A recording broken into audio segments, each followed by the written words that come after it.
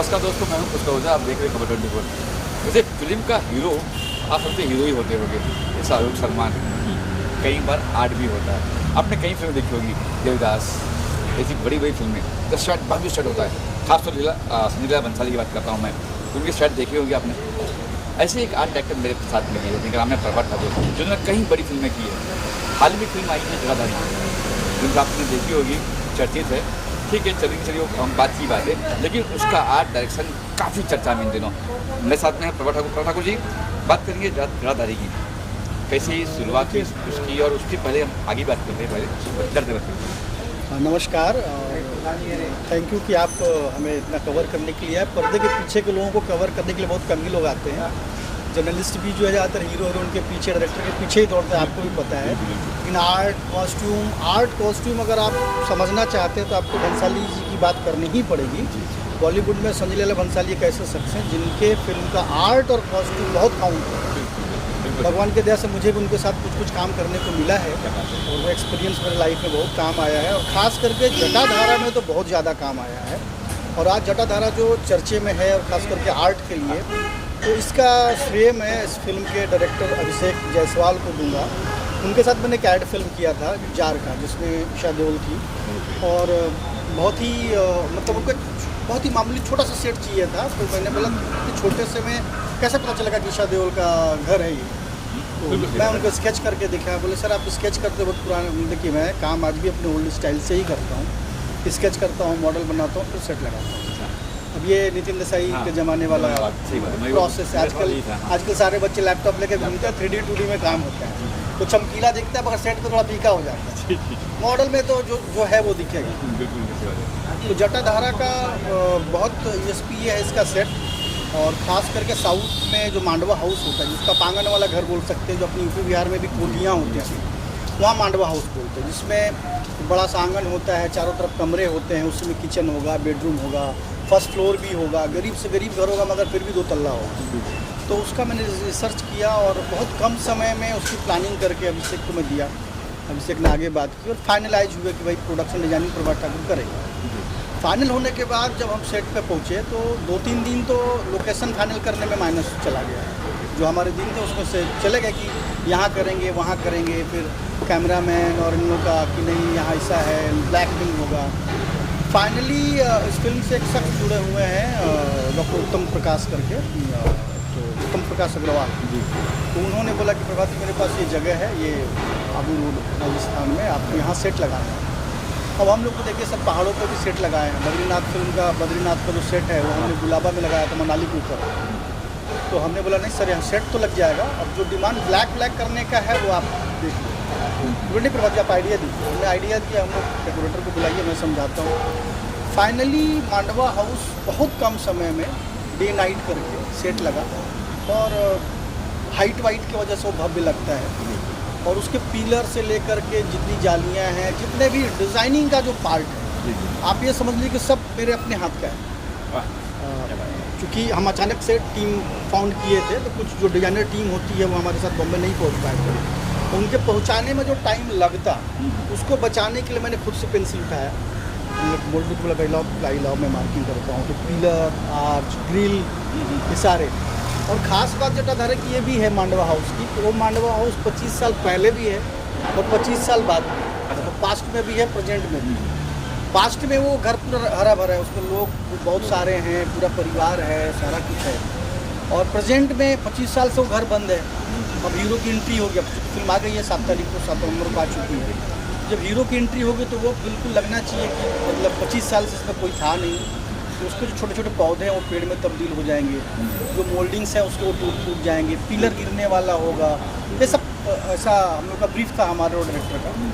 उसको करने के लिए भी बहुत कम टाइम था, क्योंकि सोनाक्षी जी का डेट का प्रॉब्लम था कि इतनी डेट पे वो हैं। फिर बड़ी फिल्मों में आपको भी पता है इस तरह का बहुत सारा प्रेशर टेक्नीशियन पे होता है। तो हमने किया उस कम टाइम में ही उसको एजिंग जिसको एजिंग हम लोग बोलते हैं हमारी भाषा में, कलर वाइज एजिंग, पेड़ वेड़ बनाना। तो वो जो चेंजिंग थी वो भी डे नाइट में ही।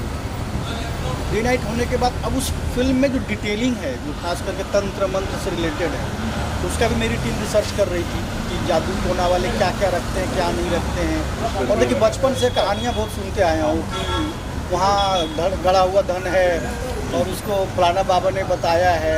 आपने भी अपने टाइम पे देखा होगा, आपका हमारा ग्रुप करीब एक ही जैसा है। मनोहर कहानियाँ सत्यकथा में आपने पढ़ा हुआ कई बार, तो बच्चे की बलि दी जा रही थी, पुलिस वाले खड़े हैं, ब्लैक एंड वाइट फ़ोटो है। तो मैंने मेरे जहन में भी ये सारी चीज़ें थी, तो इन चीज़ों को ध्यान में रखते हुए मैं इसका डिटेल पूरा किया। और इसके बाद गाने वाने के ऐसे सेट थे। फिल्म में आप देखेंगे डिस्को में पल्लू लटके गाना बहुत हिट हुआ है, पल्लू लटके। तो पल्लू लटके का जो सेट है वो भी बहुत ही कम समय में इम्प्लांट करना था, और वो समझ लीजिए कि जो हॉल था वो पिंक कलर का था। डिस्को तो नॉर्मली ब्लैक में लाइटिंग होती है, मेरे लिए टास्क था पहले पूरे को ब्लैक करो। अब होटल है, वो तो ब्लैक करने देगा नहीं। तो मैंने बॉम्बे से पूरी टीम बुलाई, अलग से टीम बुलाई, और कपड़े के सब वॉल क्रिएट किए गए जो फिल्मों में हम लोग करते हैं। ब्लैक कपड़े का वॉल, लाइट्स भी हमारे बॉम्बे से गए, फिर LED लगा, सारा कुछ हुआ। और वो भी सर काफ़ी मेहनत करके मेरी टीम ने रेडी करके दिया। ठीक इसी तरीके से एक जंगल में सॉन्ग, इसमें सोनाक्षी जी का सोलो सॉन्ग है, वो सॉन्ग के लिए भी समझ लीजिए कि 2। तो सुना आपने, मतलब एक कलाकार की नहीं, एक आर्ट कलाकार की कितनी मेहनत, कितनी लगन होती है, क्या करना पड़ता है उन्हें, क्या क्या झेलना पड़ता है उन्हें, कैसे कैसे चीज़ें, मतलब जैसे आर्टिस्ट आने वाला है उसके मुताबिक एक डायरेक्टर कहता है ये करना, मतलब कई चीज़ें सामने, जैसे कहा प्रभात जी ने आपने सुना होगा। प्रभात जी, लेकिन ये शुरुआत कैसे सोचा कि मुझे आर्ट, लोग सोचते हैं कि मुझे डॉक्टर बनना है, मुझे वकील बनना है, मुझे ये करना है, लेकिन आप आर्ट डायरेक्शन में आए, वो भी अपने गाँव जैसे है, गाँव में। देखिए ये है इंटरेस्टिंग सवाल, और शायद आज के लोगों के लिए, आज के बच्चों के लिए बड़ा खास बात होगा।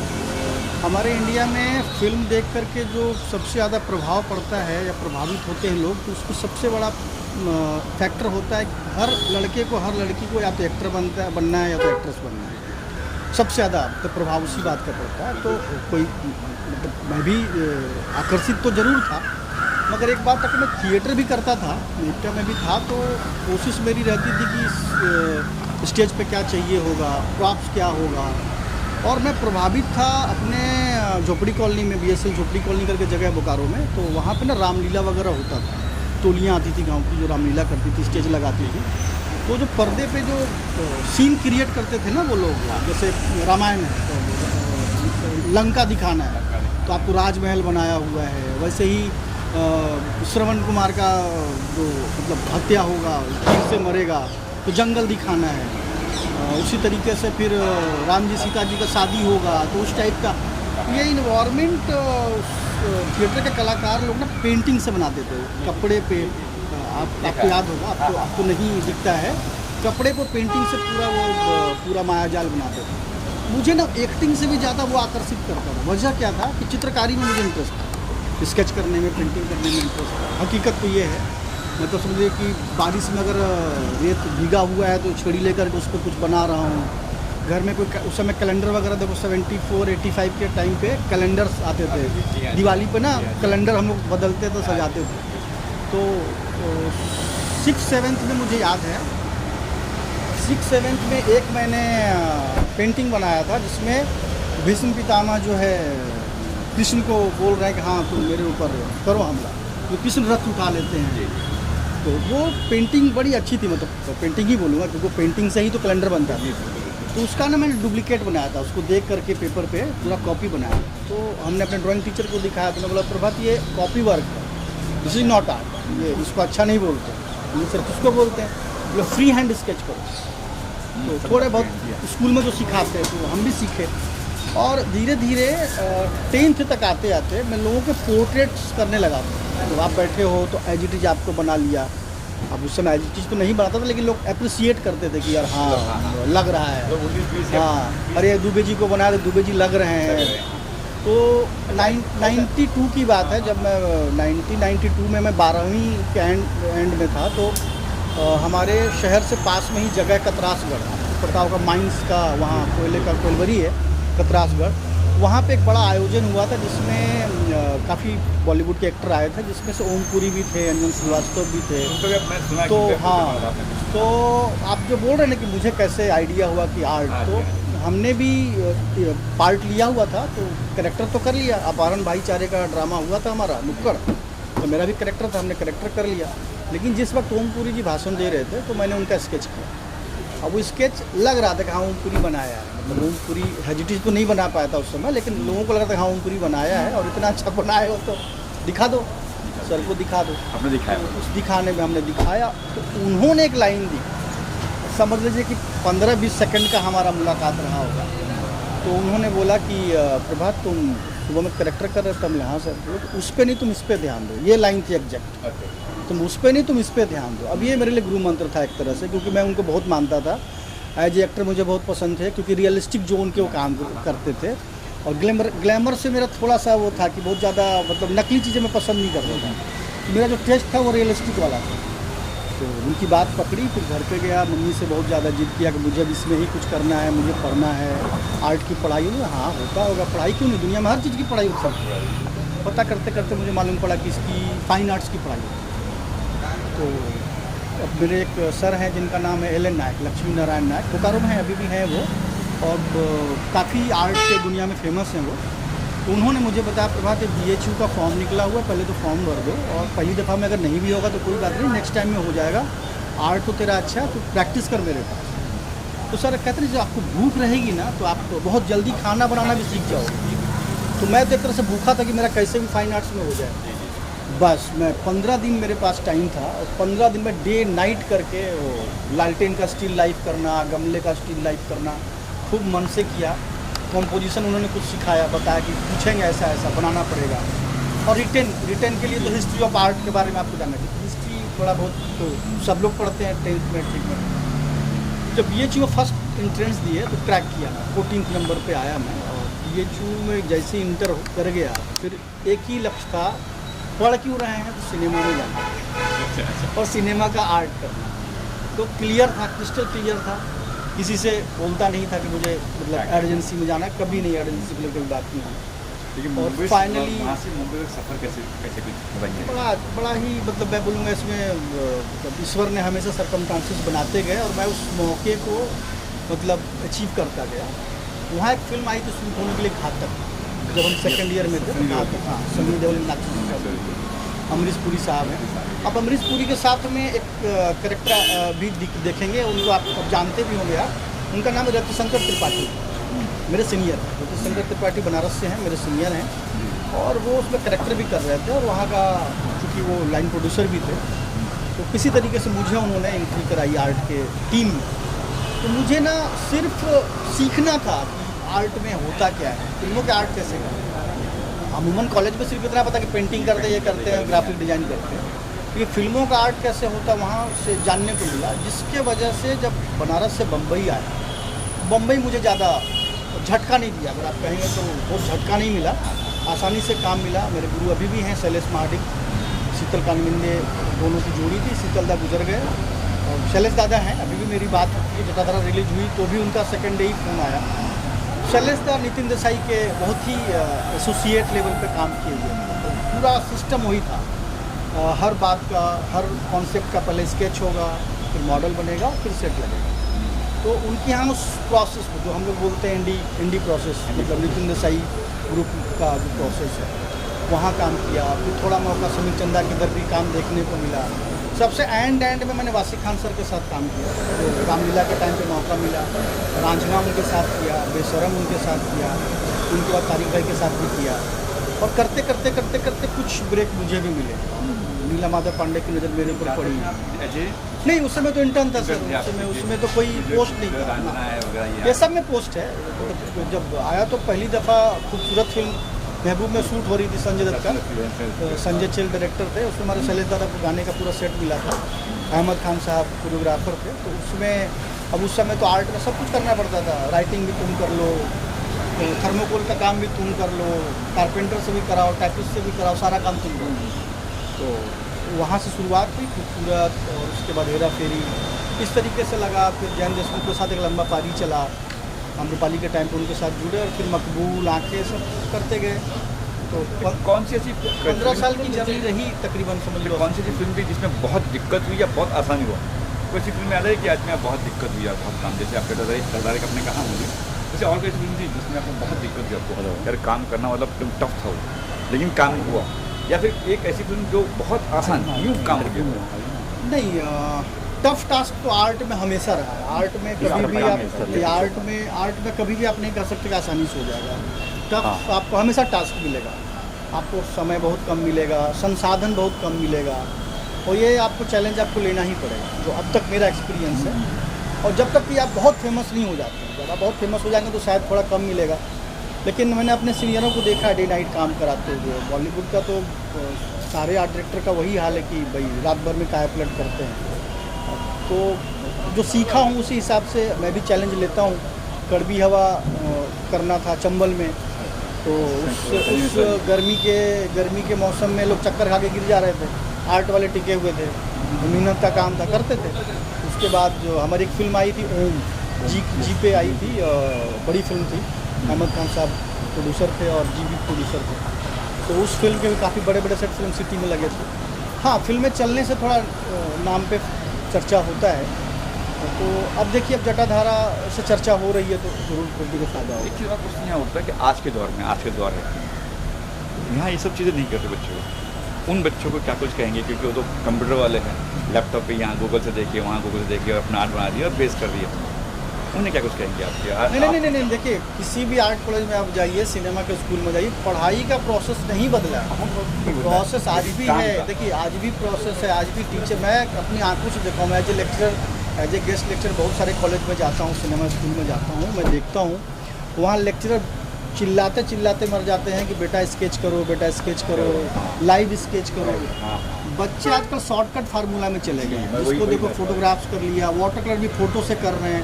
अरे लाइव देख करके वाटर कलर करने में और फोटो से करने में, दोनों में बहुत अंतर है। आपका स्केच स्किल आपका स्ट्रॉन्ग नहीं, आप कितना गूगल के भरोसे रहोगे? आपका खुद से कुछ तो करना चाहिए ना। तो मैं पढ़ाई के प्रोसेस को दोष नहीं दूंगा, लेकिन बच्चे जो शॉर्टकट फार्मूला अपनाने लगे, ठीक है, आप आते आते आपका सो साइन है, आपको तुरंत काम मिल जाता है, मगर आप टिकते कहाँ हो? आर्ट का काम तो फिजिकली भी है और मेंटली भी है, लेकिन सिर्फ गूगल के सहारे तो नहीं होगा ना। आपको कुछ उसके बारे में रिसर्च करने का प्रोसेस पता होना चाहिए। अगर बहुत सारी ऐसी चीज़ें हैं सर, जो देखिए आर्ट में पेंसिल और मिट्टी ये कभी ख़त्म नहीं हो सकती। बिल्कुल सही। आप पेंसिल से बचपन से शुरू करते हैं, छोटा बच्चा आपका ए फॉर एप्पल का आप एप्पल बना के दिखाते हो, बेटा एप्पल है, ए से नहीं समझता, एप्पल से समझता है, एरोप्लेन से समझता है। क्योंकि विजुअल मीडिया देखते हो तो आप, तो जो नए बच्चे हैं उनको सब कुछ आना चाहिए। नया ज़माने का मुझे कोई दुश्मनी नहीं है, नए ज़माने का सब कुछ आना चाहिए, लेकिन आपका बेसिक नहीं छूटना चाहिए। बेसिक आपका होना चाहिए। अगर आपको डायरेक्टर बोल रहा है मुझे हिमाचल का एक घर बताओ, तो आप क्यों बोलते हो कि मुझे एक दिन का टाइम दो? आप सडनली हिमाचल का घर स्केच करके क्यों नहीं दिखा सकते? आप गूगल करते हो, आप गूगल पे देखते हो, कहीं से फोटो में, अरे क्यों? आपका इमेजिनेशन नहीं स्ट्रॉन्ग है क्या?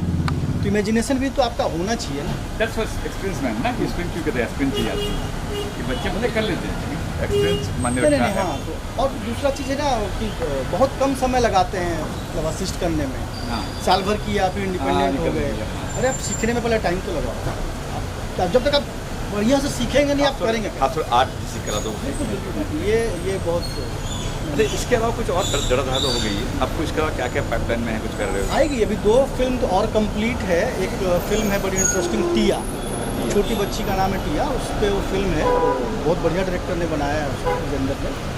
तो टिया आएगी। टिया का सेट लगा है बिहार में नेपाल बॉर्डर पे, बिहार नेपाल बॉर्डर पे जंगल है, टाइगर सफारी है, वहाँ पे लगा है वो। उस सेट की भी काफ़ी चर्चा होगी जहाँ तक मुझे उम्मीद है। फिल्म भी अच्छी है, दर्शन कुमार उसमें हीरो हैं, अख्तर सिंह सैनी बहुत नामचीन डीओपी हैं जो फिल्म का कैमरा संभाला उन्होंने, वो बहुत अच्छा विजुअल काटते हैं।